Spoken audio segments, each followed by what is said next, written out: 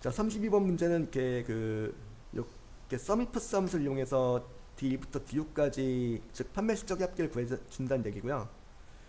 썸이프스 함수는 이렇게 조건들을 갖다가 두 개 이상 복수의 조건을 설정할 수 있는 내용이 되겠죠. 그래서 여기 A2부터 A6까지 중에서 연필인 거, 그리고 B2부터 B6까지 즉 대리점 중에서 서울인 거. 그래서 연필이면서 서울인 것에 대해서 거기 둘 다 만족하는 애들에 대해서 판매 실적의 합계를 구해주는 거죠. 그 결과 연필 서울 두 개 모두 만족하는 건 여기 사행과 육행이 되겠죠. 사행과 육행의 판매 실적의 합계를 구한 결과 뭐가 돼요? 500이 나오는 거고. 33번 다음 중 차트의 데이터 계열 서식에 대한 설명으로 옳지 않은 거. 계열 겹치기 수치를 양수로 지정하면 데이터 계열 사이가 벌어진다. 이렇게 만들어 놓고 이름서부터 총점까지 잡아요. 잡은 다음에 삽입에 세로막대형에 2차원 세로막대형이죠. 들어가서 두 개 계열에 대해서 나왔단 말이죠. 여기서 이제 데이터 계열 서식에 들어가는 거죠. 차트를 작성한 다음에 우측 버튼 누르고 이제 그 평점이나 총점 막대에 대해서 우측 버튼 누르고 나오는 메뉴에서 데이터 계열 서식을 들어가서 보면 간격 너비 나오고 구분이 나오는데 계열 겹치기에서 구분을 갖다가 0보다 큰 숫자를 입력하면은 어떻게 돼? 겹쳐지죠. 그리고 우측 버튼 누르고 데이터 계열 서식 들어가 보면은 다시 들어가서 이제 이번엔 0보다 작은 숫자 계열 겹치기의 구분을 갖다가 0보다 작은 숫자를 입력하면 벌어져요. 이렇게. 그렇죠? 이게 막대와 막대가 벌어졌죠. 옳지 않은 것이니까 일단 답은 1번이 되겠네요. 차트에서 데이터 계열의 간격을 넓게 또는 좁게 지정할 수 있죠. 데이터 계열에서요. 데이터 계열 서식에서 이거 설정할 수 있죠. 간격 너비 설정할 수 있고,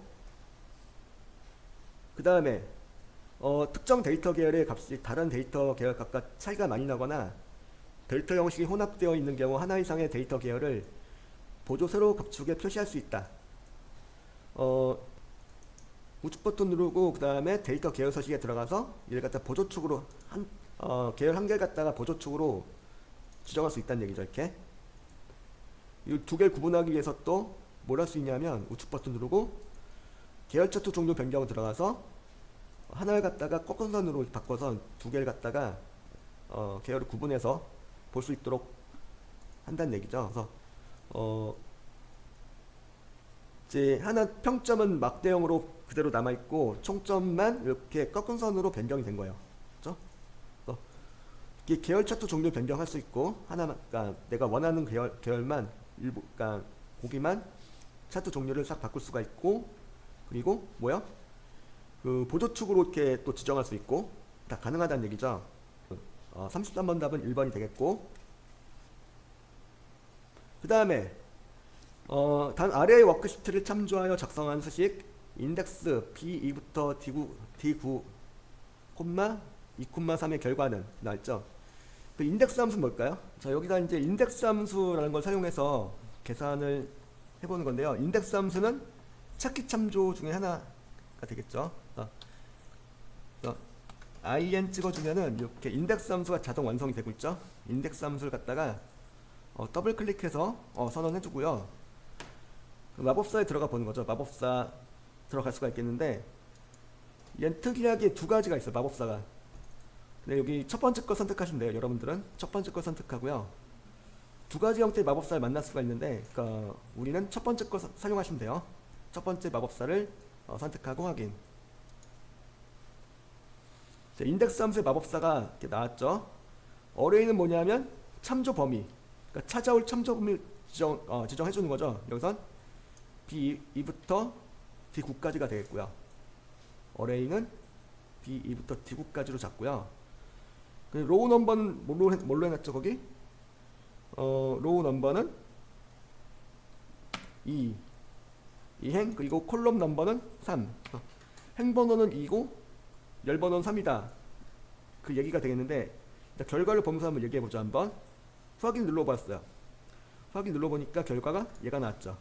그죠? 이게 무슨 의미입니까? 자, 파란색으로 표시가 된 부분 있죠. 여기 인덱스 함수를 완성시켜 놓고 더블 클릭을 해보면은 이렇게 파란색 부분이 나타납니다. 이렇게 파란색으로 표시된 부분 중에서 뭐냐면 이 행과, 그러니까 이 안에서 두 번째 행, 시트 전체에서 말고 이 안에서 두 번째 행이에요. 두 번째 행과 역시 이 범위 안에서 세 번째 열, 이 만나는 곳에 있는, 만나는 셀에 있는 값, 이 값이 되겠죠. 2320만 이 값이 되는 거죠. 이게 바로 인덱스 함수의 기본 개념이 되겠죠. 답은 그래서 몇 번? 2번이 되겠죠. 박지성의 결석값을 찾기 위한 함수식은, 그러니까 박지성이 여기 있죠. 박지성으로부터 박지성의 결석값은 어디 있어요? 박지성으로부터 하나, 둘, 셋, 네 번째 열에 있어요. 열 방향으로 찾아가 줘야 되겠죠. 그래서 이게 박지성을 찾는 값으로 해가지고 박지성을 찾아갔죠. 찾아간 그 셀로부터 네 번째 열에 박지성의 결석 데이터가 있으니까, 그죠? 그럼 일단은 사용해야 될 함수는 뭐가 될까요? 열 방향으로 찾아가니까 VLOOKUP이죠. 그래서 지금 정답은 일단 2번이 되겠죠. 왜 2번이 되는지 이제 지금부터 이제 자세히 보셔야 되겠는데, 계산 한번 해보죠. 한번 여기쯤에다 한번 계산해 볼게요. 눈 찍고 VLOOKUP 함수 선언하고 마법사 들어가서 lookup value는 박지성, lookup value는 박지성을 찍어주고, 그 다음에 테이블 어레이는 여기서는 A3부터 끝까지가 되겠죠. A3부터 D5까지 잡아주고, 자, 이렇게 여기까지만 따져보면 찾는 값은 박지성이에요. 그러니까 박지성 키워드가 되는 거죠. 그래서 박지성을 갖다가 요 테이블 어레이 부분에, 즉 요 그러니까 김남일서부터 5까지, 그죠? 이 범위에 대해서 1010에서, 이 범위 중에 1010에서 박지성을 찾는 거예요. 박지성 똑같은 놈이 여기 있죠. 여기 lookup value에 지정한 박지성하고 이 범위의 1010에 박지성이 똑같이 있어요. 그러면 거기 찾아갔고요. 거기로부터 지금 뭘 찾아와야 되냐면 박지성의 결석값을 찾아와 줘야 돼요. 그래서 콜 인덱스 넘버에다가는 4를 찍어주는 거죠. 4. 그 네 번째 열에 있기 때문에 박지성으로부터 하나, 둘, 셋, 네 번째 열에 있고, 그 다음에 lookup value에 들어간 그 내용이 이제 문자 데이터죠. 문자 데이터의 경우에는 range lookup, 찾기 옵션을 갖다가 정확히 일치 옵션 0 또는 펄스 찍어줘요. 0을 찍어볼게요. 이 찾기 옵션이 정확히 일치 옵션으로 되는 거죠. 확인 눌러보면 그 박지성의 결석값 5가 나왔죠. 그죠? 그래서 지금 요식 VLOOKUP 찍고 찾는 값 박지성하고 찾는 범위 나왔고 4, 0 이렇게 해놨죠. 그럼 1번은 왜 안 될까요? 1번은 1을 찍어놨죠. 마지막에 1은 무슨 일치 옵션? 유사일치 옵션이어서 안 된다는 얘기고요. 이거 틀렸다는 얘기고, 3번 4번 말도 안 되죠. 자, 다음은 통화문서 저장 시 설정할 수 있는 일반 옵션에 대한 설명으로 옳지 않은 거. 파일에 저장 눌렀을 때 저장 대화 상자가 나오죠. 이 상태에서 저장 대화 상자의 오른쪽 아래에 보면 도구에 저장 버튼의 왼쪽에 보면 도구 메뉴가 나와 있죠. 이 도구 메뉴로 들어가 보면은 일반 옵션을 만날 수가 있죠. 일반 옵션에 들어갔을 때 나오는 대화 상자죠. 문제에 나온 대화 상자는, 그죠? 문제의 대화 상자. 이거 살 수 있는 내용에 대해서 묻고 있는 거죠, 지금. 일단 백업 파일 항상 만들기 옵션 체크할 수 있고, 이 문서를 나중에 열었을 때 읽기 전용으로 이렇게 읽을 건지 그러니까 읽어라 이렇게 권장하는 그 내용을 띄울 수도 있고, 그렇죠? 이렇게 이 문서를 다시 열었을 때 그 열기함을 설정할 수 있고, 쓰기함을 설정할 수 있고, 열기 암호는 아시다시피 이 문서를 열 때 이 암호를 알아야 돼. 이 암호를 넣어야지만 이 문서를 열 수가 있어요. 열기 암호는. 그 쓰기 암호는 이제 그 쓰기 암호를 모르셔도 문서는 건들 수가 있죠. 이 문서는 열 수 있고 건들 수가 있어요. 쓰기 암호를 모르셔도. 근데 다만 뭐냐면 파일 저장할 때 이제 그 저장 그대로 저장하는 거 있죠. 우리 예를 들어서 자, 이 내용을 작성한 다음에 저장했어. 저장을 하고 제가 이렇게 바탕 화면에다 저장을 했다고 치고요. 오늘 날짜로 저장했어요. 1205죠. 저장했어. 이제 저장을 한 상태에서 이제 만약에 이런 경우 있죠. 어떤 놈이 수식을 망가뜨려 버렸어. 어떤 나쁜 놈이 그 수식을 수식 자체를 박지성을 찾아줘야 되는데 박지성이 아니고 이상한 놈을 이렇게 여기 없는 놈 있죠. 안정환을 에러가 났죠. 그래서 이렇게 해놓고 저장 시켜버렸어. 그럼 완전히 틀어진 거죠. 이제 내가 잘못해서 그런 게 아니고 누군가가 이제 고의로 그랬건 실수로 그랬건 이제 어쨌든 잘못 건드려가지고 문제는 이거를 갖다 저장 안 하시면 되는데 저장을 해버린 거예요. 얘가 그 사용자가 이 상태로 저장이 되는 거죠. 식이 이렇게 틀어진 상태로 저장이 되는 거예요. 식이 이렇게 오류가 난 상태로. 그러니까 이런 상황들이 많단 말이죠. 하다 보면은. 그래서 그런 상황을 방지하기 위해서 할 수 있는 옵션이 바로 이제 저장할 때 보면은 요거 도구 일반 옵션에서 바로 이제 쓰기 암호를 설정하는 거예요. 그래서 쓰기 암호를 모르면은 이 파일로 그대로 저장할 수가 없어요. 근데 그건 가능하죠. 다른 이름으로 따로 저장하는 건 가능해요. 근데 요 파일, 그러니까 1205라고 이렇게 지금 파일명을 1205라고 입력해놨는데요. 요 파일명을 그대로 저장하는 건 안 된다는 얘기죠. 자, 그럼 1번 보면은 백업 파일 항상 만들기에 체크 표시한 경우에는 파일 저장 시 자동으로 백업 파일이 만들어진다. 맞죠? 그 열기 암호를 지정한 경우에는 열기 암호를 입력해야지만 파일을 열 수 있고 암호를 모르면 파일을 열어야 문 열죠. 그리고 쓰기 암호가 지정된 경우에는 파일을 수정하고 다른 이름으로 저장하는 게 아니고 그 이름 그냥 저장할 때 파일을 좀 수정하고 그 이름 그대로 덮어쓰기 할 때 쓰기 암호를 입력해야 된다는 얘기죠. 다른 이름을 저장할 때는 쓰기 암호가 필요 있어 없어요? 없죠. 답은 그래서 3번이 되겠네요. 옳지 않은 것은이니까 3번이 되겠고요. 읽기 전용 권장에 체크 표시한 경우에는 파일을 열 때 읽기 전용으로 열지 여부를 묻는 메시지가 표시가 되죠. 그래서 읽기 전용 권장을 체크하고 확인을 눌렀어요. 확인 누르고 저장 누른 다음에 이 문서를 한번 다시 한번 열어볼게요. 한번 1205를 열고자 할 때 이렇게 읽기 전용으로 여십시오라고 이렇게 권장하고 있죠. 얘가 이 창이 뜬다는 얘기예요. 37번 아래 차트에 설정되어 있지 않은 차트 요소는 뭘까요?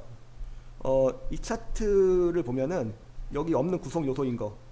차트 제목 있죠. 여기 학교 간 성적 비교가 차트 제목이에요. 그리고 데이터표, 우리 가상 분석의 데이터표 말고 이 차트의 그 가로축 아래 표처럼 나오는 거 있죠. 이거 여기가 바로 데이터표예요.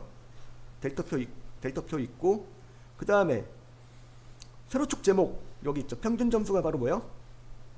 세로 갑축 제목이 되겠죠. 그래서 데이터 레이블이 있어요 없어요? 여기 눈을 씻고 봐도 데이터 레이블은 없죠. 요 차트에 37번 답은 3번이 되겠죠. 그 다음에 38번 틀 고정 및 창 나누기에 대한 설명으로 옳지 않은 거. 화면에 나타나는 창 나누기 형태는 인셋이 적용되지 않는다. 자, 이게 무슨 얘기냐면 문서가 좀 이렇게 양이 많아. 입력된 양이 많아서 한눈에 보기가 어려운 상황 있죠. 그래서 난 예를 들어서 이제 그 1행과 5행까지 내용하고요. 뒤에 이제 예를 들어서 100행과 100행서부터 105행까지 내용을 한눈에 보고 싶어. 근데 여기선 안 돼요? 안 되죠. 너무 스크롤 해버리면 넘어가니까 1행과 5행이 그 1행과 5행을 그리고 이제 100서부터 105행까지를 갖다가 이렇게 한 화면에 보고 싶다. 그럴 때 할 수 있는 내용이 바로 뭐냐면 보기에 나누기가 되겠죠. 보기에 나누기. 보기에 나누기 들어가서 나누기 선이 이렇게 들어갔죠. 나누기 선인데 선택한 셀에 대해서 왼쪽 라인과 위쪽 라인으로 들어가는 거죠. 창 나누기가 되었고, 창 나누기 한 상태에서 보면은 오른쪽에 보면요 스크롤바가 나눠져 있죠. 위에 거랑 아래 거가 나눠져 있어요. 이렇게. 그래서 이걸 갖다가 그러니까 밑에 나눠진 스크롤바를 갖다가 쭉 당겨서 100행까지 나오게 하는 거예요. 100행. 나왔죠? 그럼 이제 내가 필요에 의해서 이제 1행서부터 5행까지 내용하고, 그리고 내가 또 여기 두 개를 비교해 보기 위해서 101행서부터 105행까지 내용을 또 이렇게 창 나누기 통해서 같이 이렇게 볼 수 있게 하는 거죠. 즉 멀리 떨어져 있는 데이터들 갖다가 한 화면에 모아서 볼 수 있게 하는 게 바로 보기 탭의 나누기가 되겠고요. 그 다음에 그리고 1번 보면 화면에 나타나는 창 나누기 형태는 인셋이 적용되지 않는다. 이게 무슨 얘기냐면 이렇게 창 나누기 했죠. 그쵸? 여기 이제 다시 한번 이해를 돕기 위해서 제가 수직자를 아예 여기 안 보이게 그냥 됐어. 이게 액면가죠. 지금 이 액면가가 인쇄를 했을 때 그대로 반영이 되는가? 안 되고 있죠. 저는 분명 창 나누기 화면에서 수직자를 안 보이게 해놨는데 넘겨가지고 안 보이게 했는데 여기 여전히 나오고 있죠. 1번 맞는 내용이죠. 인셋이 적용돼야 한대요? 안 되죠. 그리고 창 나누기 수행하면 셀 포인트의 오른쪽과 아래쪽으로 들어간 게 아니고 선택한 셀에 창 나누기를 해보면은 내가 선택한 셀의 왼쪽과 위쪽에 들어갔죠. 선이. 그죠? 참고로 더블 클릭하면 얘가 없어져요. 창 나누기 선이 없어집니다. 그리고 창 나누기 선을 갖다 내가 자유롭게 조정할 수 있어요. 이렇게 드래그해서 이렇게요. 그리고 창 나누기는 셀 포인트 위치에 따라서 수직 수평 분할이 가능하다. 맞죠? 그 다음에 틀 고정이라는 게 있는데요. 그 데이터가 쫙 이렇게 밑으로 좀 길게 작성되어 있을 때 이거 보다 보면은 넘어가는데 문제는 뭐냐면 이렇게 하다 보면은 여기가 무슨 항목이었는지 헷갈리죠. 나중에 보면은 이게 필드명이 뭐였지? 여기 필드명이 뭐였지? 막 나중에 생각이 안 나. 하다 보면은 그래서 이런 경우 좀 이렇게 데이터를 탐색할 때 좀 애로사항이 있단 말이죠. 그런 애로사항을 덜고자 하는 게 바로 뭐냐면 바로 그 틀 고정이죠. 그래서 자 여기 그 학년 셀에다가 학년 2학년 셀에다 찍고 그 다음에 보기에 보면은 틀 고정이라고 있죠. 틀 고정에 틀 고정을 들어가 보면은 마찬가지로 창 나누기 할 때 마찬가지로 내가 선택한 셀에 왼쪽과 위쪽에 틀 고정선이 들어갔죠. 이렇게 하면 이제 나중에 데이터 탐색하면은 여기 고정되어 있어요. 이렇게 하면 훨씬 더 보기가 편리하죠. 나중에 이게 틀 고정. 이게 틀 고정인데요. 틀 고정을 취소하고 한번 아무데나 셀을 클릭해 볼게요. 클릭하고 그 다음에 틀 고정에 이번에는 첫 행 고정을 해보죠. 첫 행 고정은 셀 포인터 위치와 상관없이 첫 행이 고정되는 거예요. 여기 분명히 여기 찍었는데 여기 이렇게 들어간 게 아니고 첫 행에 들어갔죠. 여기 보면 첫 행을 고정하려면은 셀 포인트의 위치에 상관없이 틀 고정에 무슨 고정? 첫 행 고정을 하면 된다는 얘기죠. 이렇게. 그리고 틀 고정 했을 때 틀 고정을 하고 화면 탐색했어. 이제 탐색한 다음에 이 화면이 인쇄에 적용될까 안 될까요? 이 내용이. 이것도 역시 안 됩니다. 안 되죠. 전 분명히 이제 틀 고정을 통해서 이렇게 페이지를 탐색했고요. 데이터 탐색했고, 이렇게 액면가를 이렇게 만들어 놨는데, 인쇄 미리 보기에서는 이게 적용이 안 되죠. 그죠? 38번 답은 2번이죠. 그 다음에 39번을 보시죠. 다음 중 워크시트의 인쇄에 대한 설명으로 옳지 않은 것은 인쇄 영역에 포함된 도형은 기본적으로 인쇄가 돼요. 그 다음에 여기 도형을 그렸어요. 삽입에 도형 들어가서 도형 하나 그렸어. 그린 다음에 파일에 인쇄를 눌러볼게요. 인쇄되죠. 기본적으로 인쇄가 되지 않으므로 라고 해놨죠. 일단 여기서부터 틀렸죠. 인쇄를 하려면은 도형의 크기 및 속성 대화 상자에서 개체 인쇄 옵션을 선택하는 게 아니고, 이거는 이제 도형은 기본적으로 인쇄가 돼요. 보시는 바와 같이. 근데 다만 이렇게 할 수는 있죠. 페이지 레이아웃에 페이지 설정 들어가셔서 페이지 설정의 시트 탭에 보면은 간단하게 인쇄는 있어요. 이렇게. 이건 뭐냐면 도형을 생략하는 거예요. 그러니까 무슨 얘기냐면 도형은 기본적으로 인쇄가 되는데 도형 등을 생략하고 인쇄하겠다. 그러면 페이지 설정의 시트 탭에서 간단하게 인쇄를 하면 도형이 인쇄되는 것을 갖다가 생략해서 인쇄를 할 수 있다는 얘기죠. 일단 답은 1번이고, 그 다음에 2번은 인쇄하기 전에 워크시트를 미리 보려면은 컨트롤 F2키 누른다. 그러니까 이거는 이제 여기로 바로 가는 단축키가 되겠죠. 홈탭 등에서 이제 컨트롤 F2를 눌러보면은 이렇게 인쇄 미리 보기 창으로 넘어가요. 이렇게 컨트롤 F2. 기본적으로 화면에 표시되는 열 머리글이나 행 머리글 등은 인쇄가 돼야 한대요. 보니까 인쇄 미리 보기에 보면 행렬 머리글, 즉 요거 A, B, C, D 1, 2, 3, 4 이거 인쇄돼야 한대요. 안 되죠. 인쇄하고 싶으면은 페이지 레이아웃에 페이지 설정에 들어가셔서 시트 탭에서 행렬 머리글 인쇄하는 옵션을 설정할 수는 있어요. 이렇게 여기서 시트 탭에서 워크시트의 내용 중에서 특정 부분만을 인쇄 영역으로 설정하여 인쇄할 수 있죠. 네, 페이지 설정 시트 탭에 보면은 인쇄 영역을 설정하는 부분이 있죠. 여기다 인쇄 영역을 설정해 볼게요. 한번 여기만 인쇄하겠다. 이 부분만 A1부터 E8까지만 인쇄할 것이다 라고 설정하고 확인 누르고 지금 배우신 거 컨트롤 F2를 눌러보면은 이렇게 전부 다 인쇄가 되는 게 아니고 내가 인쇄 영역으로 지정한 부분에 대해서만 인쇄가 된다는 얘기죠. 이렇게. 또 답은 그래서 몇 번? 1번. 차트를 다시 한번 만들어 볼게요. 삽입에 세로막대형 들어갔죠. 네, 들어갔고 차트를 만들었죠. 그 다음에 여기서 이제 제가 총점 계열에 대해서 우측 버튼 누르고 나오는 메뉴에서 추세선 추가를 눌렀어. 그럼 여기 추세선을 추가하는 거죠. 그래서 선형 추세선 추가할 거야 선택하고 닫기 눌렀어요. 선이 생겼죠. 이 선이 바로 무슨 선? 추세선이죠.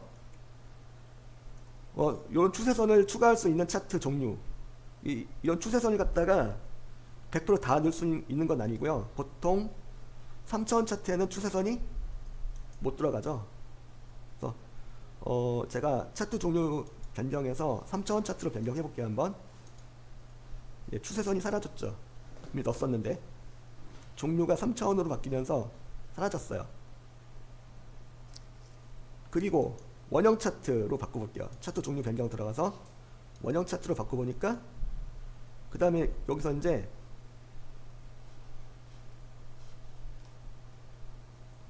원형 차트로 바꾸는 상태에서 레이아웃 들어가서 추세선을 추가할 수 있는가 죽어있죠. 메뉴가 죽어있어요.